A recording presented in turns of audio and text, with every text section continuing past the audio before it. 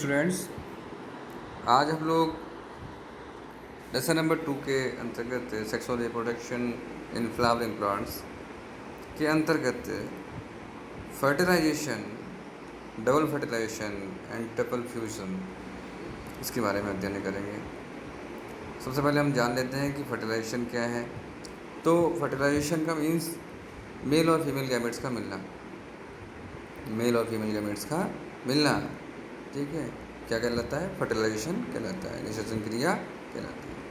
अब बात होती है प्लांट्स में ये किस प्रकार होती है। मैंने आपको बताया, लास्ट वीडियो में बता चुका हूँ कि किस प्रकार मेल गैमेट्स बनते हैं। मेल गैमेट्स कौन से हैं? हमारे पॉलन ग्रेन्स हैं। और फीमेल गैमेट हमारा क्या है? ओव्यूल है, यानी ओवरी है, जिसका फॉर्मेशन भी आपको बताया गया था। यहाँ पे भी आपको, अगर आप देखेंगे तो यहाँ पे आपको सबसे ऊपर जो पॉलन ग्रेन्स दिखाई दे रहे हैं, यहाँ पे जो स्टिग्मा है सबसे ऊपर जो आपको दिखाई दे रही है, वहाँ पॉलन ग्रेन्स दिखाई दे रहे होंगे। और आप सेंटर में अगर आप देख रहे हैं तो सेंटर में एक हमारी ओवरी है, जिसके अंदर एग सेल है। तो ये हमारा क्या है? ये हमारा फीमेल गैमेट है। तो मेल गैमेट और फीमेल गैमेट का फॉर्मेशन हो गया था। आज बात होगी कि किस प्रकार से जो है फर्टिलाइजेशन होता है। तो चलिए स्टार्ट करते हैं वीडियो को। देखिए, परागकण यानी कि पॉलन ग्रेन्स परागण क्रिया यानी पॉलिनेशन के द्वारा स्टिग्मा पर पहुंचता है। ये क्रिया सब पौधों में हो जाती है। जिनमें नहीं होती है उनमें फर्टिलाइजेशन नहीं होगा, और नहीं होगा तो पौधे में वंश आगे नहीं बढ़ेगा। तो यहाँ पे आप देखें कि जो पॉलेंस है वो हमारा स्टिग्मा जो है उसके ऊपर आकर बैठ गए हैं। और अब जो पॉलेंस हैं उन पॉलेंस में जर्मिनेशन का प्रोसेस स्टार्ट हो जाता है। और आप देखेंगे कि सारे पॉलेंस जो है जर्मिनेट होना प्रारंभ हो जाते हैं। कुछ तेज़ी से मूवमेंट करते सब साथ में ही है, कुछ आगे पीछे होके करते हैं बस।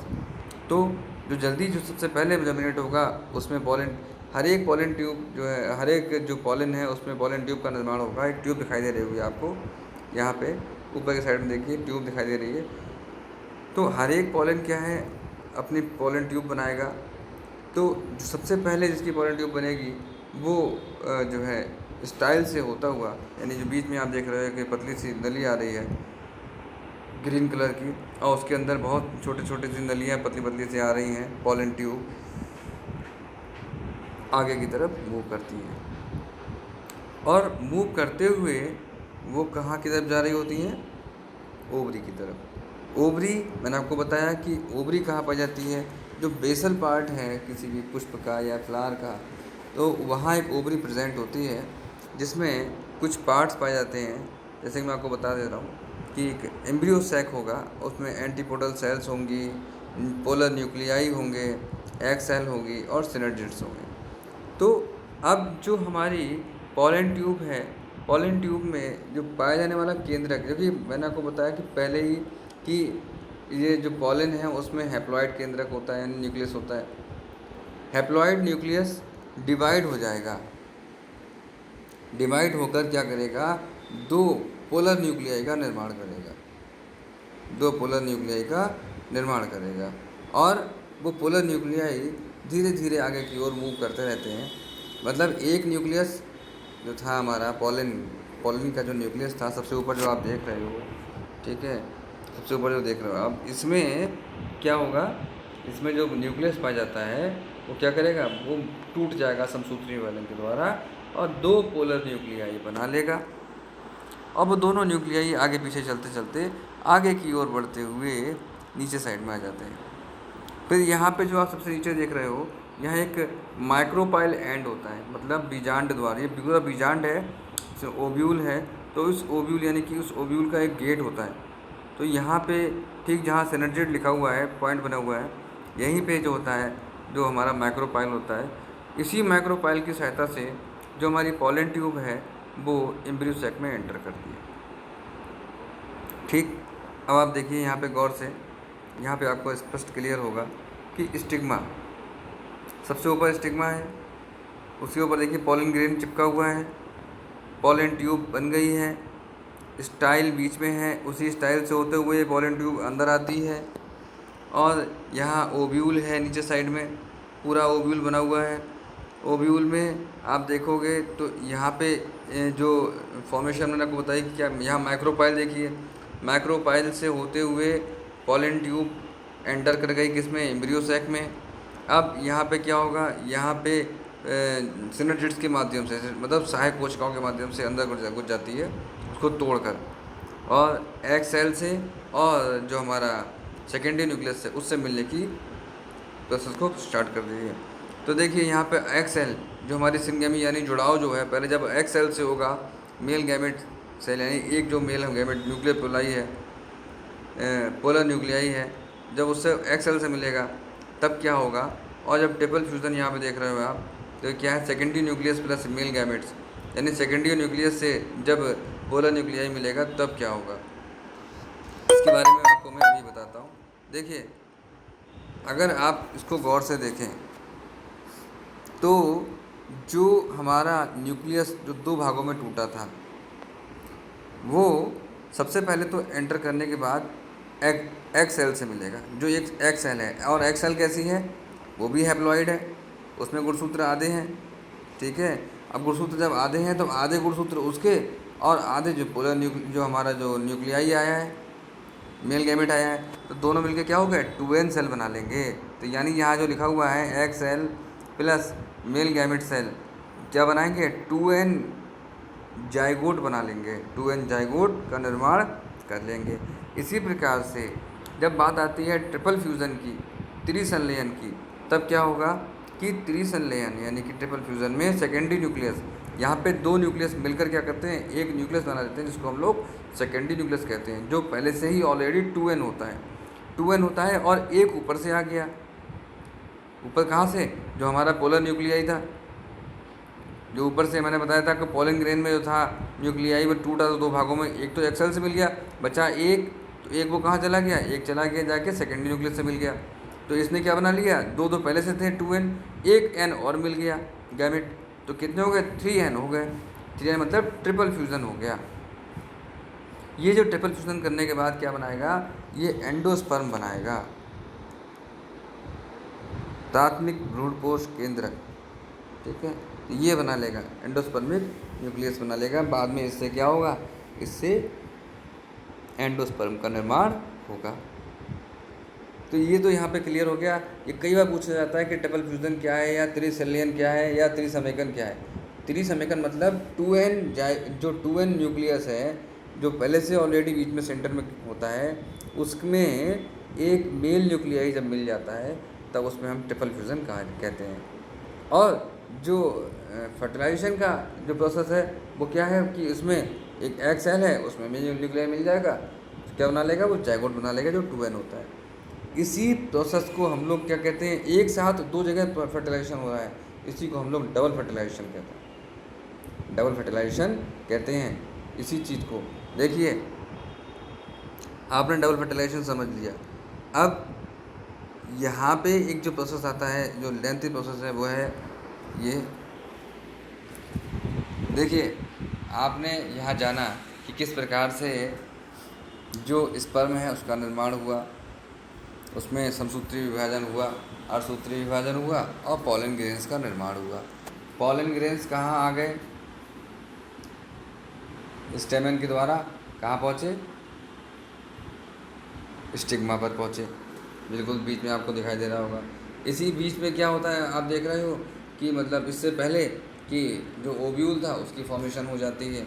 ओव्यूल में आपने देखा कैसे करके कि 3 सेल्स मतलब 4 सेल्स बनती हैं माइक्रोस्पोर मदर सेल से, वो मेगास्पोर मदर सेल से, और जिनमें से 3 क्या होती हैं, डीजनरेट हो जाती हैं, और उनमें से एक सेल जो होती है वो डेवलप होती है। यहाँ आप देख रहे हो जितनी ग्रीन कलर की बनी हुई हैं जो, तो उसमें 1 से 2, 2 से 4, 4 से 8, 8 से 16, 8 4 से 8, और 8 में से 4 ऊपर चली जाती हैं, 4 नीचे चली जाती हैं, 4 में से एक एक आ गया, और हमारा जो ओव्यूल है बनके तैयार हो गया। अब यहाँ पे फर्टिलाइजेशन क्रिया मैंने जो आपको पीछे समझाई है, यहाँ पे समझाई थी, ये हो गई है। अब यहाँ देखिए क्या हुआ कि जब मैंने आपको बताया कि यहाँ पे जब एग सेल से जब इसका जब गैमेट मेल गैमेट मिला, तब यहाँ पे क्या हुआ कि जाइगोट का निर्माण हुआ जो कि 2n था। और यहीं पे जो एक्स जो हमारा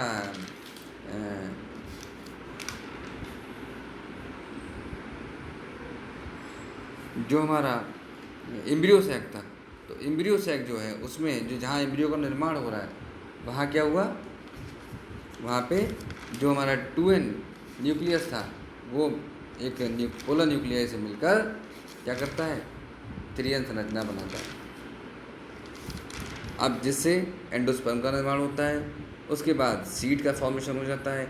सीड के ऊपर जो हमारा कोट है एक कोट बन जाता है, कोट चढ़ जाता है, और जो सीड जब सही फॉर्म जब इसकी सर्कुलेबल कंडीशन होगी तब वो क्या करेगा, तब वो जर्मिनेट होगा और उससे एम्ब्रियो से क्या होगा, एक प्लांटलेट निकलेगा और एक यंग सैप्रोफाइट स्पोरोफाइट का निर्माण होगा, जिसमें से जो स्पोर्ट्स के द्वारा जो रूट्स डेवलप होंगी और शूट्स डेवलप होंगे, जिनसे नए पौधे का विकास होगा। तो इस प्रकार से ये फर्टिलाइजेशन पूरी प्रक्रिया होती है। जिन पौधों में यह प्रक्रिया नहीं हो पाती है उनकी वंशागति डेवलप नहीं हो पाती है।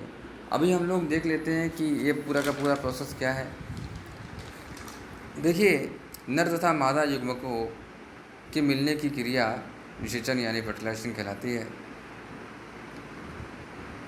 पुष्प में उपस्थित नर भाग में बने मेल गैमेट यानी कि जो पॉलन ग्रेन है एन, जब किसी पुष्प के वर्तिका ग्रेन स्टिग्मा पर गिरते हैं तब ये परागकण यानी कि पॉलन ग्रेन्स अंकुरित होने लगते हैं, जिस कारण इसमें एक पॉलन ट्यूब का निर्माण होने लगता है हो जाता है। पॉलन ट्यूब यानी जो पॉलन ग्रेन है में उपस्थित न्यूक्लियस समसूत्री विभाजन द्वारा दो नए पोलर न्यूक्लियाई या संतति या मेल गैमेट में बढ़ जाता है।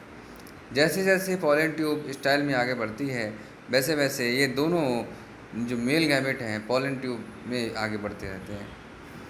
अब जो परागनली यानी पॉलन ट्यूब है कंपेनियन सेल्स के द्वारा एम्ब्रियो सैक में एंटर कर जाती है, और एम्ब्रियो सैक में पहुंचने के बाद परागनली यानी कि पॉलन ट्यूब का अग्रभाग यानी आगे वाला जो भाग होगा वो क्या होगा, टूट जाएगा, विकृत हो जाएगा, और जिससे दोनों नर युग्मक परागनली से निकलकर भ्रूणकोश यानी एम्ब्रियो सैक में स्वतंत्र अवस्था में जाते हैं, फ्री हो जाते हैं।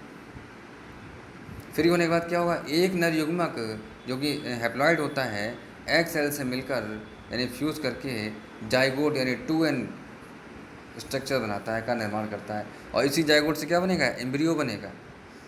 ये जाइगोट बाद में एम्ब्रियो में डेवलप हो जाता है।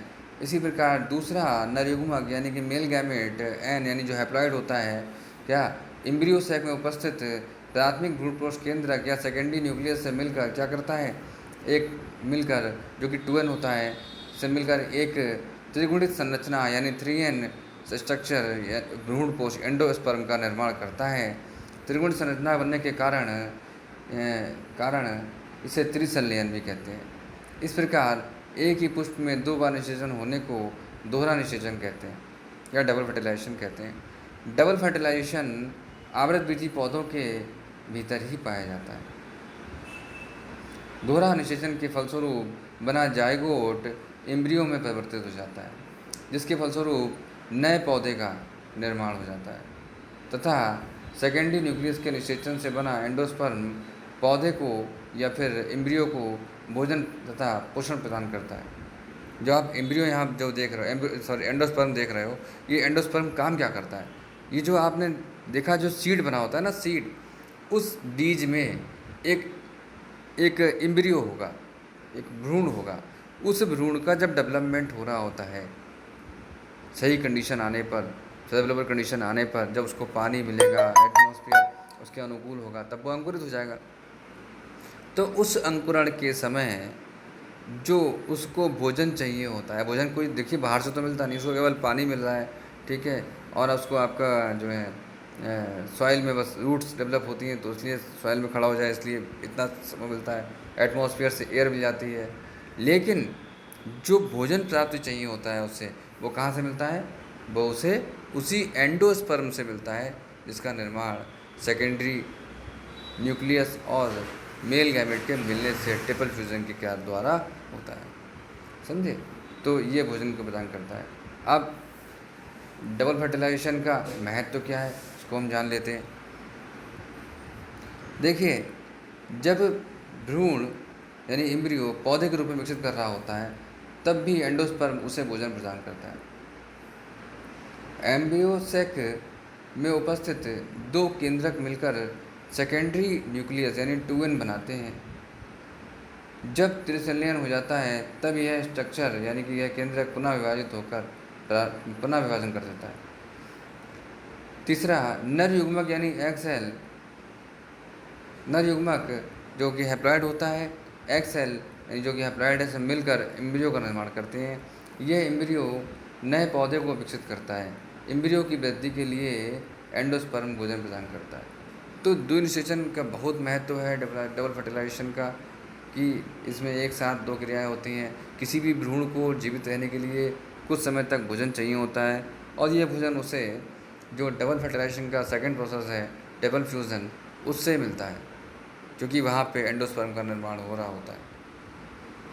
ठीक है, इस प्रकार आज हम लोगों ने ये क्या जाना कि किस प्रकार से फर्टिलाइजेशन क्रिया पौधों में होती है, और ख़ास तौर से आवृतबीजी पौधों में, और साथ ही साथ डबल फर्टिलाइजेशन किस प्रकार से होता है, ट्रिपल फ्यूज़न कैसे होता है, ट्रिपल फ्यूज़न क्यों आवश्यक है, किस प्रकार से ये सब चीज़ें होती हैं, आज हम लोगों ने जाना है। मैं आशा करता हूँ आप लोगों को ये वीडियो समझ में आया होगा, और कहीं अगर समस्या आती है तो आपको वीडियो को दोबारा से देख सकते हैं, बार बार रिवाइंड करके देख लीजिए, और कहीं कोई समस्या आए तो आप उससे व्हाट्सएप में भी पूछ सकते हैं। धन्यवाद।